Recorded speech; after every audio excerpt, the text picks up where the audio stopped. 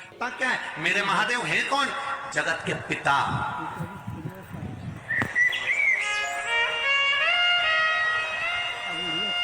शिव महापुराण की विदेश्वर संहिता में लिखा है, ब्रह्मा और विष्णु जी ने मिलकर मंथन करा। भगवान ब्रह्मा जी ने पूछ लिया था भगवान नारायण से, तुम्हारे पिता कौन है, तुम्हारे पिता है कौन? तब भगवान विष्णु के मुख से निकल गया था, शंकर मेरे पिता है, देवादिदेव महादेव मेरे पिता है। इस भगवान विष्णु के मुख से निकल गया तो ब्रह्मा जी को तो हंसी आ गई। ब्रह्मा जी ठाका लगाकर हंसने लगे। भगवान शंकर तुम्हारे पिता, वो शंकर जो शमशान में निवास करते हैं, वो शंकर जिनके गले में सर्प पड़े रहते हैं, वो शंकर जो खुले में रहते हैं, वो शंकर जिनका कोई घर भी नहीं है, वो शंकर जो भस्मी लपेटते हैं, वो तुम्हारे पिता है, वो तुम्हारे पिता है। भगवान नारायण ने कहा हाँ वो मेरे पिता है, देव अधिदेव महादेव मेरे पिता हैं, ये मुझे गर्व है। तो भगवान ब्रह्मा जी ने पूछा इसमें गर्व की कौन सी बात है? तो भगवान विष्णु ने कहा पिता होता ही ऐसा है, एक पिता को देखना पुरानी शर्ट पहन लेगा, पुरानी पेंट पहन लेगा, बनियान अंदर से फट रही होती है और बच्चे को जीन्स और टी शर्ट पहनाकर स्कूल भेज देगा। पिता में और बच्चे में अंतर है। भगवान नारायण करें, भगवान शंकर मेरे पिता हैं। भगवान ब्रह्मा जी को हंसी आ गई, ठाका लगाकर हंसे कि शंकर जी जो भस्म लपेटते हैं, शंकर जी जो सांपों की माला धारण करते हैं, शंकर जी जो शमशान में निवास करते हैं, शंकर जी जो खुले में निवास करते हैं, शंकर जी जिनका कोई घर नहीं है, शंकर जी जो गंगा की धार जिनके मस्तक पर चलती रहती है, शंकर जी जो भांग धतूरे के स्मरण करते हैं, शंकर जी जो भस्म में रमे रहते हैं, शंकर जी जो आंख बंद करके बैठे रहते हैं, वो आपके पिता हैं। भगवान विष्णु कहते हैं पिता होता ही ऐसा है, दुनिया के लोगों को करोड़ों की जायदाद दे देता है और खुद वीराने में जाकर बैठ जाता है, वो पिता होता है, वो शंकर है, वो देवादिदेव महादेव है, वो शिव है, ओघड़ी है, शंकर है। दुनिया को सुख देता है, स्वयं वीराने में रहता है। आप इतने आए हो लाखों की संख्या में, यहां से जाते समय अगर कोई गिनती कर सके तो करना। कथा के पहले दिन आप लोग लाखों की संख्या में आए हो, दूसरे दिन की चिंता बढ़ गई है, माननीय विधायक महोदय जी की भी और ओम बिरला जी की भी। दूसरे दिन की चिंता बढ़ गई है कि बैठोगे कहां, तेरा क्या होगा कालिया। चिंता व्याप है तो कहां कहां बैठोगे, कहां, जरा विचार करिए। किस जगह पर विराजोगे? और जितने तुम अंदर भरे हो ना इस ग्राउंड में, उससे आधे बाहर पेड़ों के नीचे रोडों पर बैठे हुए हैं, जहां जहां आवाज जा रही है लोगों के पास, जहां तक आवाज पहुंच रही है वहां आधे वहां भी हैं, गाड़ियों के पास, ग्राउंड के पास।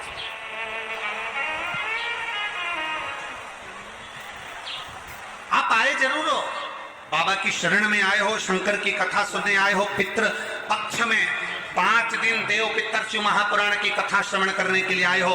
आप आए जरूर हो, पर इतना स्मरण करना, इतना ध्यान रखना कि तुम अकेले नहीं आए हो, कथा सुनने के लिए तुम अकेले नहीं पहुंचे हो। पितृपक्ष में पितरों के देवता आर्यमा अपने घर के पितरों को पृथ्वी पर भेजते हैं। जब हम शिव महापुराण की कथा सुनने जाते हैं तो हमारे घर के अपनी दरवाजे की देहली के पितर भी कथा सुनने के लिए पंडाल में आते हैं, वो भी कथा सुनने। आज आपको और हमको कोटा की धरा पर अपने आप को गौरवान्वित होना चाहिए। अभी तक हम पंडालों में कथा सुनते थे तो हम खुद सुनते थे, पर आज हम अपने घर के दरवाजे से निकलकर कथा के पंडाल तक पहुंचे हैं तो हम अकेले नहीं जा रहे। हमारे पूर्वजों को, हमारे पितरों को, हमारे आहूतों को, हमारे वासुकों को हम लेकर जा रहे हैं, जो कि कथा। तुमने नहीं कहा कि तुम चलो, फिर भी वो कथा सुनने के लिए तुम्हारे पीछे पीछे आए, कथा पहुंचे हैं।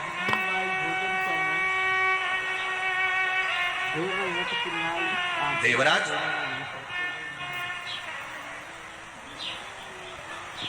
चोरी करा, धन लेकर शिव जी के मंदिर गया।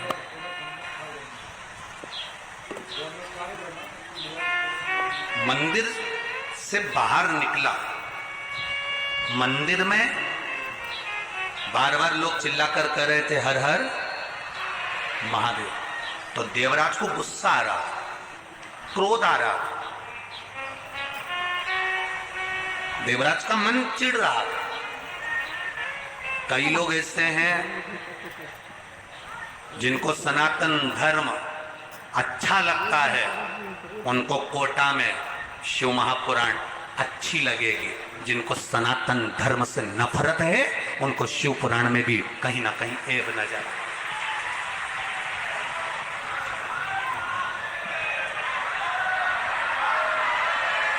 जो सनातन धर्म के विरोधी हैं, जिनको सनातन धर्म से प्रेम नहीं, जिनको सनातन धर्म की श्रेष्ठता नहीं, जो नहीं जान पाते कि सालासर में हनुमान विराजते हैं, जो नहीं जान पाते खाटू श्याम में मेरा श्याम विराजता है, जो नहीं जानते मथुराधीश में द्वारकाधीश विराजता है, जो नहीं जानते कि सुंदर रुणिचा की भूमि में भगवान स्वयं रामदेव वाला रामदेव बाबा विराजता है, जो नहीं जानते कि इस मेहंदीपुर की भूमि में मेहंदीपुर का बालाजी विराजता है। सारी दुनिया का लोग कहते हैं शिक्षा का केंद्र बिंदु कोटा है, राजस्थान है। हम कहते हैं पूरी दुनिया के पूर्वजों, पितरों और उनके पूर्वजों का केंद्र बिंदु भी राजस्थान है।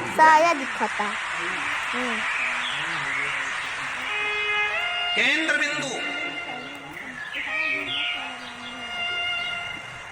ये एक शब्द नहीं बोलते, कोई पानी की टंकी दान कर देता है तो वहां लिखा रहता है भामाशाह।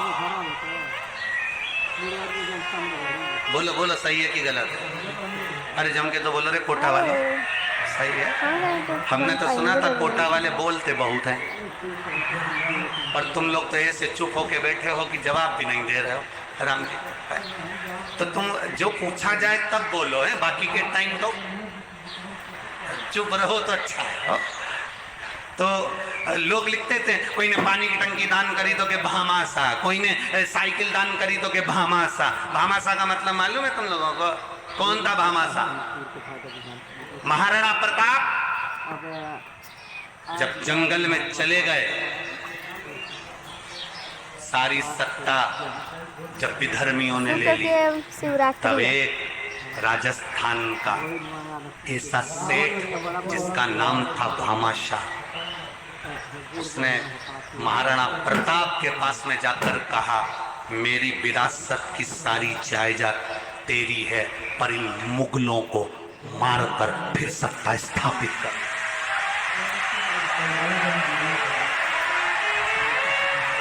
वो भामाशाह ने अपनी सत्ता, अपनी विरासत, अपनी सत्ता, अपना वैभव, अपना धन, अपनी दौलत, अपनी संपदा सब दे दी महाराणा प्रताप को सवार, और फिर वापिस सनातन धर्म की स्थापना कर। वापिस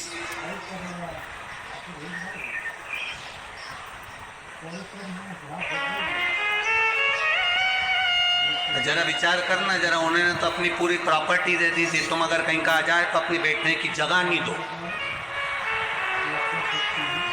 अगर कहीं का आ भी जाए ना, और बाजू में आकर के जी जी थोड़ा सा खसक, जी जी ए प्लीज थोड़ा सा खसक,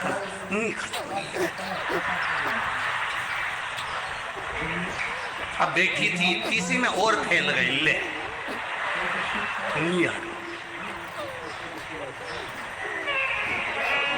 तो उसने भी जाते जाते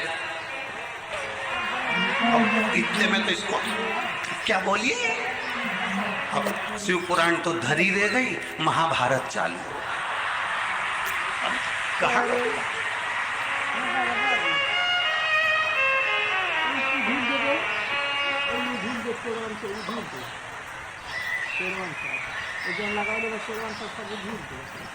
अरे भाई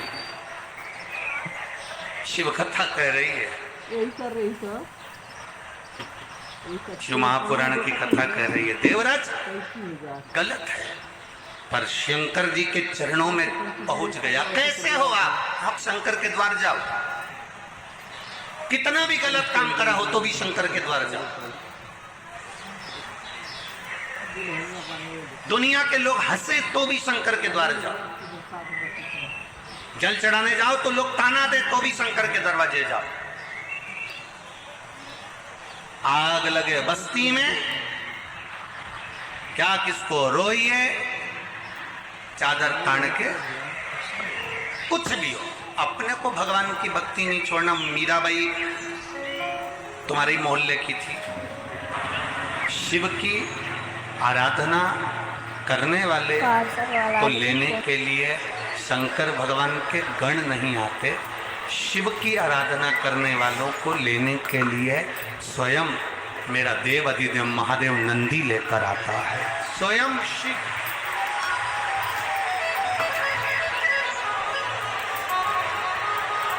स्वयं मेरा शंकर आता है।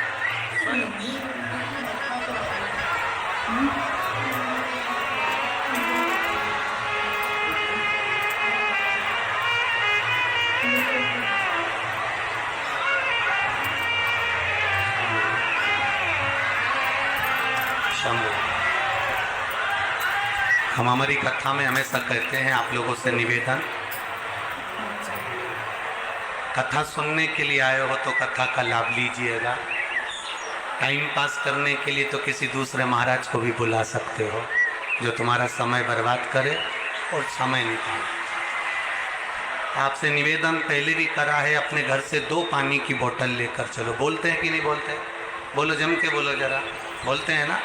2 पानी की बोतल लेकर चलो, छाता साथ में लेकर चलो, कुछ खाने का सामान लेकर चलो दूसरे को खिलाने के लिए। पर कथा ना छूटे। तुम्हारे पास में भी अगर कोई पानी बांट रहा हो तो उसके हाथ जोड़ लो कि मेरे को 2.5 घंटे की कथा सुन लेने दो, उसके बाद तुम्हें जो करना है करो। पर निवेदन, थोड़ा कथा पर ध्यान।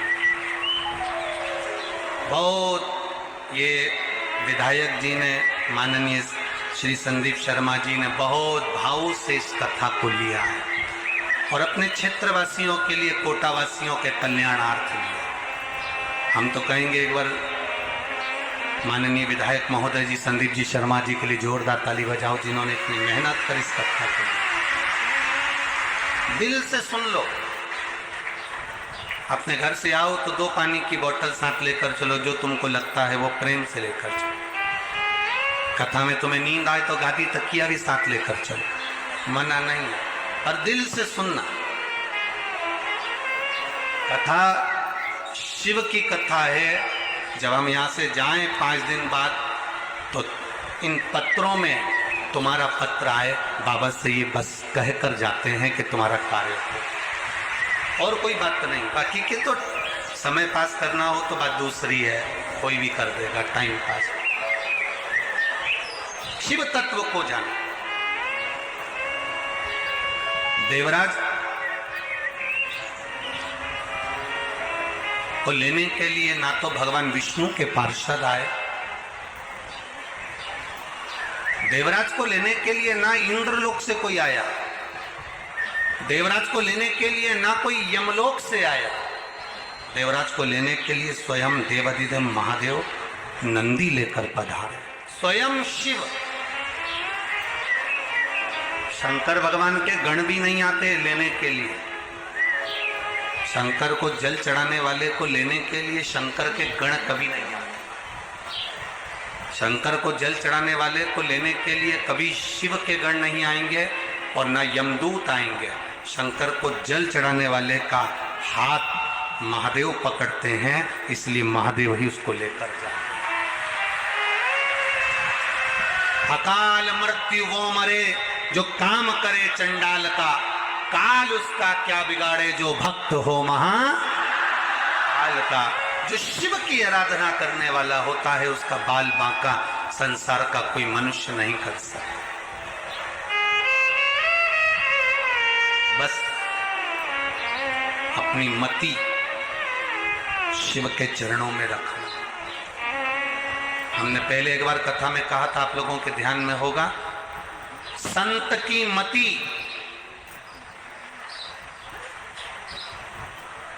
संत की मति और ग्रस्त में रहने वाले की श्रीमती।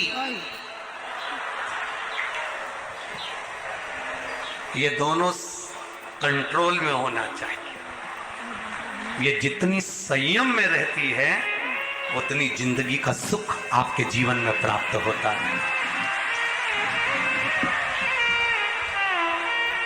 हम ये नहीं कह रहे कि तुम श्रीमती को दबा कर रखो, वो दबने वाली नहीं है।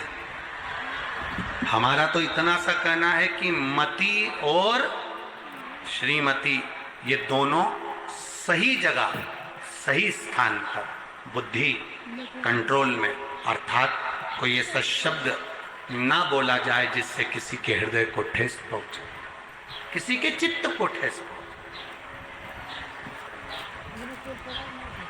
मति को भी सही जगह लेकर जाइए। सत्संग में, भजन में, कीर्तन में, कोई बीमार है उसकी सेवा में, कोई कष्ट में है उसके कष्ट को मिटाने के लिए मति को भी सही जगह लेकर जाइए, और अपनी श्रीमती को भी गलत जगह पर नहीं, कहीं इधर उधर गलत जगह पर नहीं, श्रेष्ठ जगह पर लेकर जाइए कि सही जगह वो पहुंचे। देवराज ने 5 मिनट की कुछ क्षण की शिव महापुराण की कथा को सुना था। सुनकर देवराज बेलपत्री के वृक्ष के नीचे चला गया था। वहां उसको याद नहीं रहा कि ये बेलपत्री का वृक्ष है। बेलपत्री की छांव में उसके प्राण छूट गए। बेलपत्री की छांव में उसके प्राण छूट गए।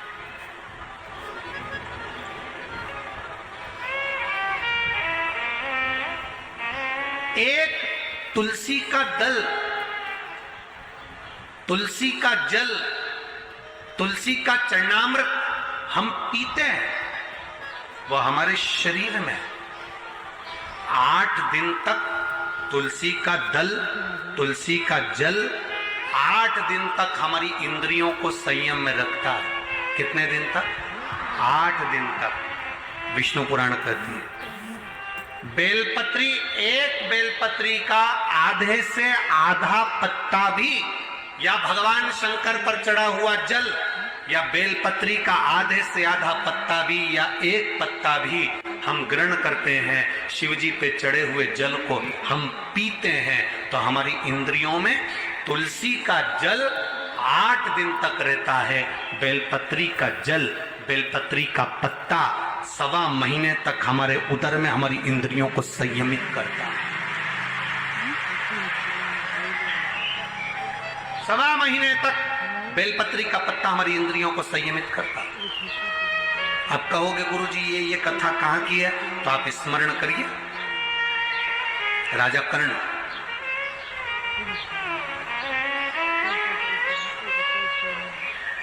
एक खड्डे में उसका रथ का पहिया फंस गया।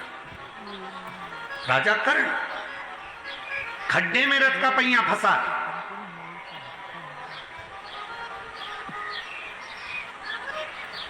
स्वयं रुक्मणी जी ने कहा भगवान कृष्ण से, आपने ये कर्ण मर रहा था और आपने अर्जुन का साथ दिया। कर्ण मर रहा है और तुमने अर्जुन का साथ दिया। भगवान कृष्ण कहते हैं, सुन रुक्मणी, ये कर्ण की गलती है। अभिमन्यु पानी देखकर मरते समय पानी मांग रहा था, पर अभिमन्यु को पानी नहीं दिया गया। पास में छाजल पड़ी थी, बोतल पड़ी थी छाजल। ये बोतल तो अब आ गई छाजल, पानी का एक कपड़ा होता था जो पानी भरा रहता था। छाजल पड़ी है पानी की, पर कर्ण ने पानी नहीं दिया। आखिरी में वो पानी जहां गिरा था वहां कीचड़ हो गया था रथ के चलते चलते चलते चलते, और कर्ण का रथ उस खड्डे में फंस गया। मरते समय अगर जल दे देता तो कर्ण पानी के खड्डे में डूब कर नहीं मरता। मरते समय जल नहीं दे पाया। स्वामी, राजा कर्ण का रथ खड्डे में फंस गया, वो मर गया, मारा गया। 16 दिन तक राजा कर्ण का अंतिम संस्कार नहीं हुआ था। 16 दिन राजा कर्ण को अंतिम अग्नि संस्कार नहीं किया गया, अंतिम संस्कार नहीं किया। क्यों? उस युद्ध के मैदान में कोई जाने को तैयार नहीं था, उस युद्ध के मैदान में कोई पहुंचने को तैयार नहीं था। कर्ण की पत्नी वृषाली और सुप्रिया दोनों को मालूम पड़ा कि मेरा पति मर गया। कर्ण की पत्नी को मालूम पड़ा, वैशाली को, सुप्रिया को मालूम पड़ा हमारा पति मर गया। पहले कर्ण के 10 बच्चे थे, 10 लड़के थे। 10 लड़के में से 9 लड़के कर्ण के युद्ध के मैदान में मर चुके थे। केवल एक लड़का जीवित था जिसका नाम वृषकेतु था। केवल एक वृषकेतु जीवित था। और सुप्रिया जो भगवान शंकर की आराधना में डूबने वाली थी, शंकर की आराधना में रमने वाली थी, और उस सुप्रिया को मालूम पड़ा कि मेरा पति मर गया और मरे हुए आधा घंटा निकल चुका है, पति के प्राण छूट चुके हैं। कोई गिद्ध, कोई पशु, कोई पक्षी, कोई जानवर, कोई जलचर, कोई थलचर उसको ना खा जाए, उसकी गति ना बिगड़ जाए, उसके शरीर को कोई भक्षण ना कर जाए, कोई असुर उसके ऊपर आक्रमण ना कर जाए, उसके शरीर के कोई टुकड़े ना कर दे। सुप्रिया आंख से आंसू बहा रही है। कर्ण की दोनों पत्नियां वृषाली और सुप्रिया रो रही हैं। बेटे वृषकेतु ने आकर कहा, मां पिता मर चुके हैं, पिता शांत हो गए, पिता के प्राण छूट गए, मां पिता चले गए, पिता समाप्त हो गए। और उस जगह पर समाप्त हुए हैं जहां पर युद्ध हो रहा है। वहां से बॉडी को उठाना, शव को उठाना कठिन है। आसपास युद्ध चल रहा है, बीच में पिता और दुश्मनों का खेमा है, करा क्या जाए। सुप्रिया ने अपने बेटे वृषकेतु से कहा, केवल एक काम करो वृषकेतु, केवल एक काम करो, मेरा पति मर गया, उसके शरीर के पास में जा, युद्ध के मैदान में कहीं अगर बेलपत्र का वृक्ष हो, उस बेलपत्र के वृक्ष में से एक बेलपत्र तोड़कर मेरे पति के नजदीक में या उसके शरीर के पास ले जा। मां, उस युद्ध के मैदान में जहां पिता का शव पड़ा है, चारों तरफ युद्ध हो रहा है, कैसे जाएंगे? वो बेलपत्री का फल क्या होता है? बेलपत्री के वृक्ष की एक पत्ती का फल क्या होता है? शिव महापुराण की कथा कहती है, देव पितर, शिव महापुराण की कथा कहती है कि ये पितृपक्ष 16 दिन जो कर्ण को मिले हैं वो साधारण नहीं थे। एक बेलपत्र का पत्ता वृषकेतु तोड़ता है, तोड़कर वृषकेतु युद्ध के मैदान में रथ पर सवार होकर युद्ध लड़ता लड़ता पिता के नजदीक में जाता है। रथ चलता रहता है, वृषकेतु नीचे कूद जाता है।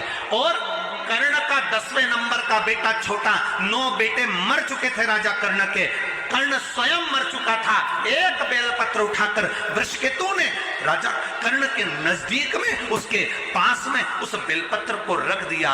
उस बेलपत्र को रखने का फल क्या हुआ वो देखिए कि कर्ण के प्राण छूटने के बाद कर्ण को मरा हुआ आधा घंटा निकल चुका था।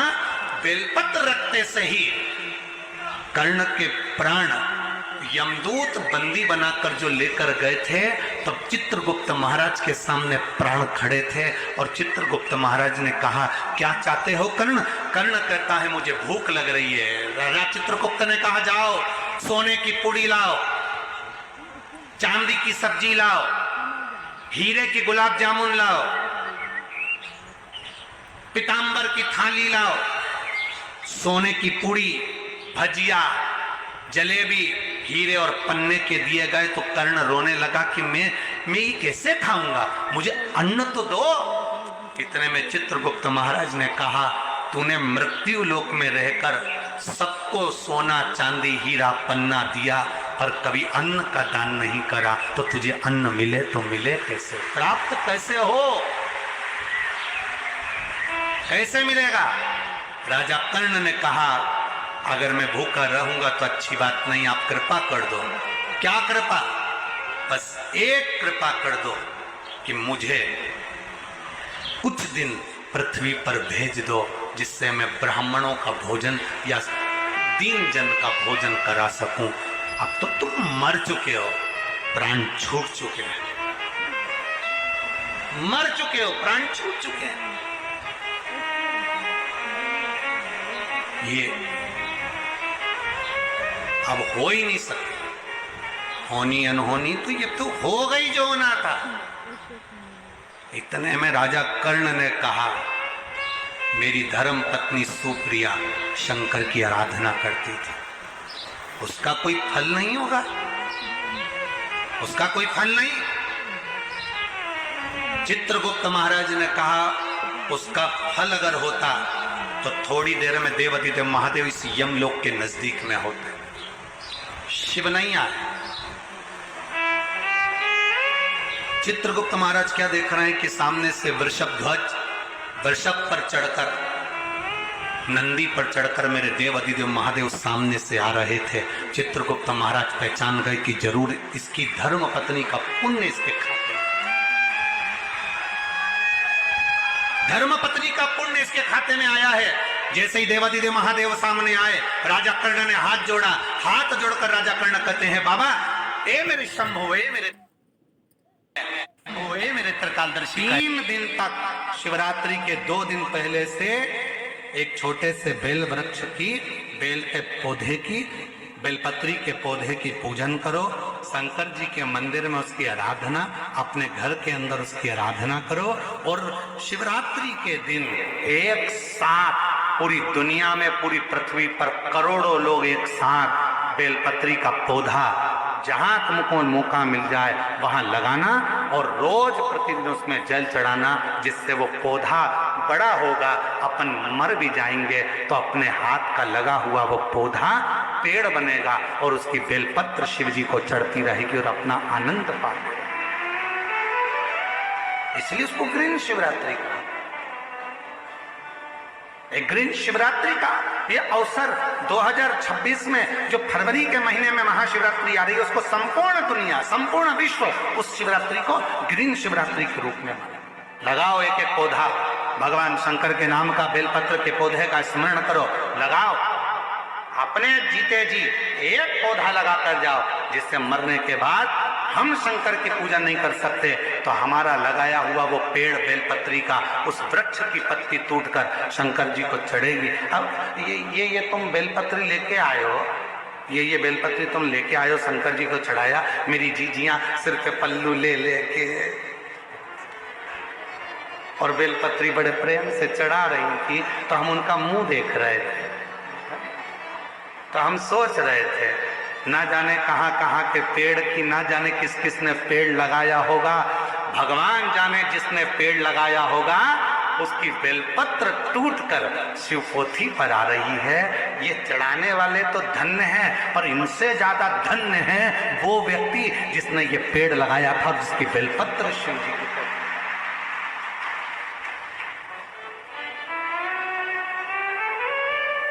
अब कई लोग कहते हैं सावन के महीने में, हमने सुना है यहीं पे हमने छत्तीसगढ़ में सुना था, हम आए थे भी सावन के महीने में भिलाई, तो हमने सुना था कि एक व्यक्ति ने नियम लिया है पूरे सावन के महीने में 1.25 लाख रोज बेलपत्र शंकर जी को चढ़ाता।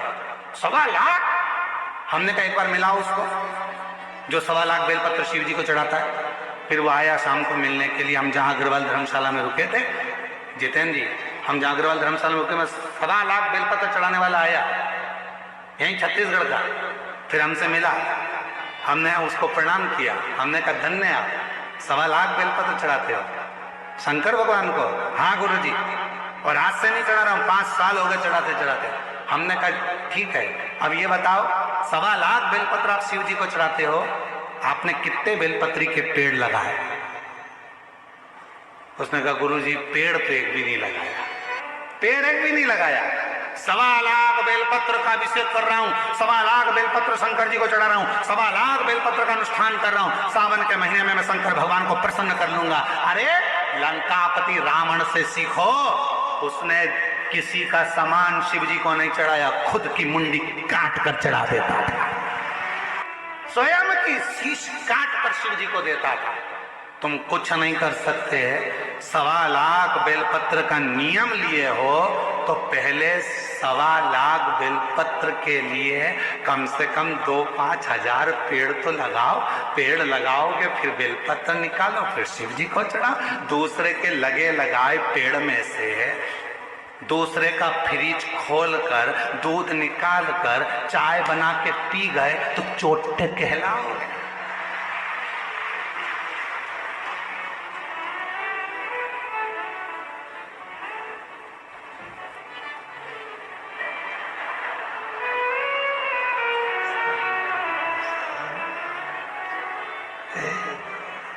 श्री शिवाय नमस्ते, श्री शिवाय नमस्ते।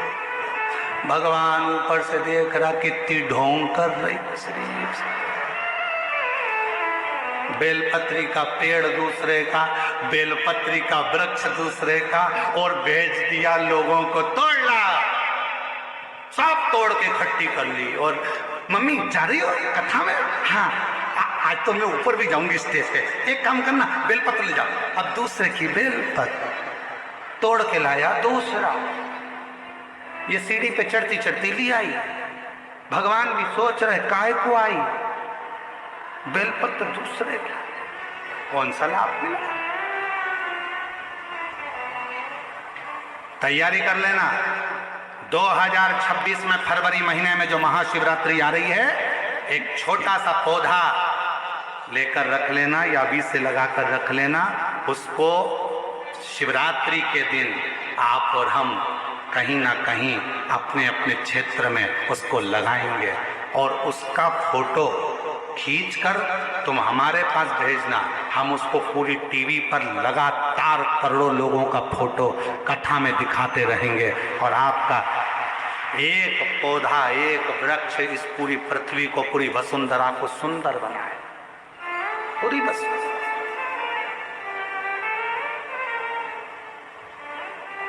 बोलो बोलो, तैयार हो? जम के तो बोलो। पड़ोसन नहीं, तुमसे नहीं बोल रहा, तुम्हारे पड़ोसी टेंट वाले से पूछ रहे हैं। उधर वाले तैयार? इधर के पड़ोसी तैयार? बस तो फिर दोनों हाथ उठाकर हारा ग्रीन शिवरात्रि मनाओ। अब की बार 2026 की महाशिवरात्रि ग्रीन शिवरात्रि हो। मेरी वसुंधरा, मेरी पृथ्वी, मेरी भारत माता फिर हरी भरी हो। लोग पेड़ काट रहे हैं, अपन पेड़ लगाएंगे और पूरी वसुंधरा को सुंदर बनाएंगे, प्रकृति को सुंदर बनाएंगे। प्रदोष के बाद की बिल्कुल लगी हुई पीठ से जो शिवरात्रि होती है, वो शिवरात्रि, अगर उस शिवरात्रि का व्रत, साधना, तप, भजन संसार का मनुष्य कर लेता है, तो जिंदगी में उसने कोई व्रत किए ना किए हो, अगर एक व्रत शिवरात्रि का, प्रदोष की पीठ से लगी हुई शिवरात्रि का अगर कर लेता है, तो उसको पूरे जीवन के व्रत का पुण्य फल प्राप्त हो। एक व्रत शिवरात्रि का प्रदोष पर्यंत की, अर्थात प्रदोष की पीठ से जुड़ी हुई। अब अगर आप कोई ब्राह्मण से, अगर कोई विद्वज्जन से, कोई पंडित जी से आप पूछेंगे प्रदोष कितनी बजे लग रहा है, वो बताएंगे। फिर प्रदोष लगने के बाद प्रदोष कब समाप्त हो रहा है, तो जिस दिन 26 तारीख हो रही है उसमें लगाया। दोनों की पीठ मिल रही है, दोनों।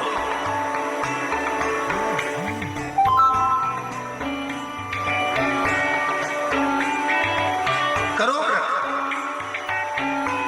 आपने कितनी भी एकादशी के व्रत करे हो, कितनी भी द्वादशी के व्रत करे हो, कितनी भी चतुर्थी व्रत करे हो, कितनी भी तीज व्रत करे हो, कितनी भी अष्टमी का व्रत करा हो, कितनी भी नवरात्रि के व्रत करा हो, कितनी भी तीज का व्रत करा हो, चाहे दुनिया के कितने भी व्रत आपने करे हो, अगर आपने एक महाशिवरात्रि का व्रत नहीं करा, तो कोई व्रत का पुण्य फल आपके खाते के अंतर्गत आ नहीं पाता। शिवरात्रि के व्रत की इतनी मूलता है। पर एक निवेदन है, अगर कोई बुजुर्ग है, कोई बीमार है, कोई बूढ़ा व्यक्ति है, बहुत बीमार है, तो उसको निवेदन है, आप व्रत ये नहीं कि 24 घंटे का करो, आप व्रत 2 घंटे का कर लो, 1.5 घंटे का कर लो, 1 घंटे का कर लो, 15 मिनट का करो। पर निवेदन है कि जो बीमार व्यक्ति है वो आधे घंटे, 1 घंटा, 2 घंटा, 6 घंटा, 15 मिनट पर शंकर की शिवरात्रि का व्रत ये विचार कर करना, बहू बेटा नाते रिश्ते सबको कह देना। कोई बीमार व्यक्ति है ना, वो भी कह दे। धतूरे का बहुत अच्छा क्रम है महाराज। वो केवल शिवरात्रि के दिन करने का होता है। कहते हैं जिसका व्यापार ना चले, व्यवसाय ना चल रहा हो, बहुत ज्यादा कष्ट में जीवन निकल रहा हो और बहुत ही ज्यादा तकलीफ हो रही हो, तो धतूरे को हल्दी में डुबोकर शंकर भगवान को शिवरात्रि के दिन रात को 12 बजे समर्पित करें। उस धतूरे को वापस उठा लाएं 5-10 मिनट के बाद, श्री शिवाय नमस्तुभ्यम बोलकर लाल कपड़े में उसको बांधकर व्यापार वाली जगह में कहीं पर भी उसको बांध दिया जाए। व्यापार पीछे नहीं हटता, व्यापार अग्रण्य भाव में बढ़ता चले जाता है। महाराज उस धतूरे को केवल परंतु शिवरात्रि के दिन रात को 12 बजे ही किया जाए, हल्दी में डुबोना पड़ता है।